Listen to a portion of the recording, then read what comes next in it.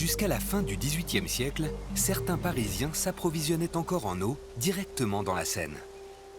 Mais à l'époque, les eaux du fleuve sont souillées. Étant donné que la Seine sert de tout à l'égout, eh bien, l'eau du fleuve est extrêmement polluée. Et Marivaux, dans le cadre d'un débat sur l'eau de la Seine, à la veille de la Révolution, aura cette phrase percutante mais juste: les Parisiens jettent leur pot de chambre dans leurs carafes. Si les Parisiens les plus désœuvrés se procurent de l'eau directement dans la Seine, d'autres plus aisés font appel à des porteurs d'eau qui prélèvent une eau souterraine de meilleure qualité dans des fontaines publiques. Mais l'eau disponible n'est pas suffisante pour répondre aux besoins des Parisiens. Au milieu du XIXe siècle, le préfet Haussmann a donc l'idée d'aller puiser de l'eau plus saine hors de la capitale. Eugène Belgrand, alors en charge de la création du réseau d'égouts, a aussi pour mission d'acheminer cette eau potable au cœur de Paris. Pour ce faire, il va imaginer un réseau tentaculaire et entièrement connecté.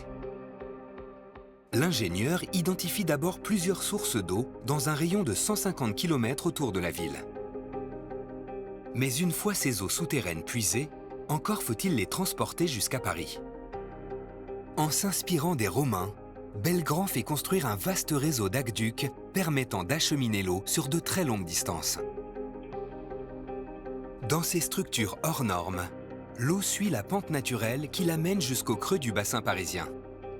Elle s'écoule ainsi par simple gravité, depuis sa source jusqu'aux portes de la capitale. Ensuite, l'eau circule dans des canalisations qui empruntent le réseau d'égouts. Le principe de Belgrand, c'est celui de la gravité, c'est-à-dire que l'eau arrive à Paris parce qu'elle part d'un point plus haut que celui auquel elle arrive. Tout ça en utilisant la topographie du bassin parisien. Donc c'est quand même à la fois très pertinent et surtout parfaitement résilient, puisque le système, c'est encore celui qu'on utilise pour la moitié de l'eau qui est consommée à Paris actuellement. Ce chantier pharaonique, réalisé en parallèle de l'aménagement des égouts parisiens, durera près d'une quarantaine d'années. Les travaux s'achèveront bien après la mort de Belgrand, au début du XXe siècle.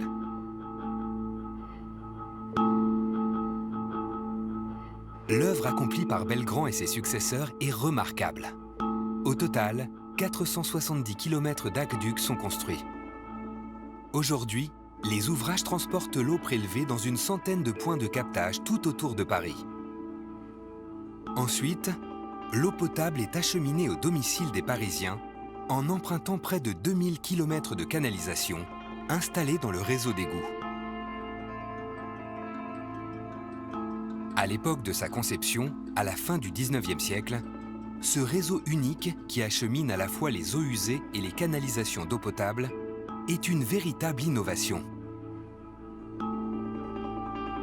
Alors, ce qui est assez remarquable avec le système conçu par Belgrand, eh bien, c'est sa longévité, puisque le réseau qu'exploite aujourd'hui Haute-Paris est concrètement le réseau conçu, aménagé par Eugène Belgrand et ses successeurs. Aujourd'hui encore, les galeries d'égouts jouent un rôle indispensable dans la distribution d'eau potable dans la capitale. Ce réseau commun présente un énorme avantage. Les canalisations sont accessibles depuis les égouts. En cas de fuite, ou tout simplement pour entretenir le réseau, Paris n'a pas besoin d'éventrer ses trottoirs, ni de perturber sa circulation. Il suffit aux agents d'eau de Paris de se rendre directement dans les égouts. Le réseau de canalisation d'eau potable est installé au plafond.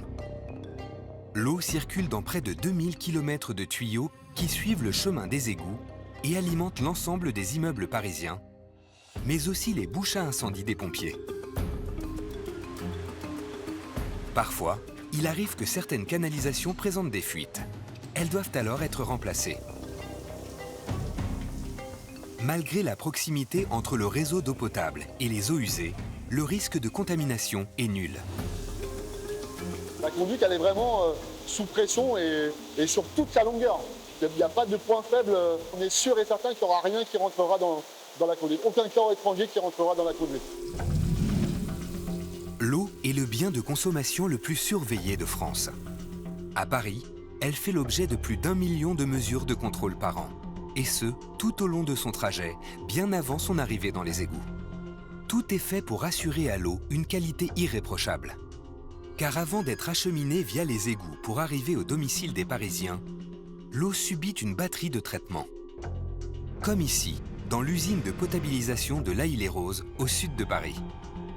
La gigantesque installation recueille les eaux souterraines en provenance de la région de Sens. Cette usine ultramoderne produit chaque jour 110 000 mètres cubes d'eau, soit environ 1/5 des besoins de la capitale en eau potable. À son arrivée, l'eau paraît claire. Elle est pourtant chargée de nombreuses substances invisibles à l'œil nu, mais potentiellement dangereuses pour la santé. On a déjà une eau claire, mais elle n'est pas suffisamment limpide pour être considérée comme potable. Elle va contenir en fait des matériaux, des minéraux des sols, mais également des bactéries, des parasites. Ce sont ces éléments-là qu'on va chercher à éliminer sur l'étape de traitement, en plus de l'élimination aussi des pesticides. La première étape du traitement consiste à faire passer l'eau dans d'immenses bassins chargés de poudre de charbon. Très poreux, le charbon actif va attirer tel un aimant de nombreuses particules en suspension comme les résidus de pesticides. L'eau est ensuite débarrassée de ces substances par décantation. Puis elle est aspirée pour être envoyée vers la deuxième phase de dépollution. L'eau arrive alors dans cette immense salle. Elle est envoyée sous très haute pression dans l'un de ces modules blancs. C'est l'étape d'ultrafiltration. L'ultrafiltration, c'est ni plus ni moins qu'une filtration mécanique, c'est-à-dire qu'il faut avoir l'image d'un tamis ou d'un filtre à café, comme on peut filtrer le café. Mais là, on va être sur une maille très très fine, on est sur 0,01 micron. C'est-à-dire qu'on va venir piéger toutes les particules qui sont plus grosses que cette taille de 0,01 micron. Chacun de ces modules contient une centaine de tubes. Ces tubes sont composés de membranes percées de trous d'un diamètre de 0,01 micromètre, soit 10 000 fois plus petits que les pores de la peau. Bactéries, virus, parasites, aucun organisme ne résiste à cette barrière. L'ensemble de cet atelier d'ultrafiltration représente une surface de 66 000 m². C'est-à-dire qu'on a des procédés qui sont très concentrés. C'est-à-dire si on voulait les construire avec une autre technologie, il faudrait prendre l'équivalent dans cette salle membranaire de à peu près 60-70 terrains de foot, ce qui est considérable. Après cette étape, l'eau est pratiquement potable. Elle a été débarrassée de toutes ces substances indésirables, mais conserve ses qualités minérales. Il ne reste plus qu'à lui ajouter une infime quantité de chlore, qui lui permettra de maintenir sa qualité pendant toute la durée de son stockage et de son transport. Une étape indispensable avant d'emprunter les canalisations qui sillonnent le gigantesque réseau d'égouts parisiens.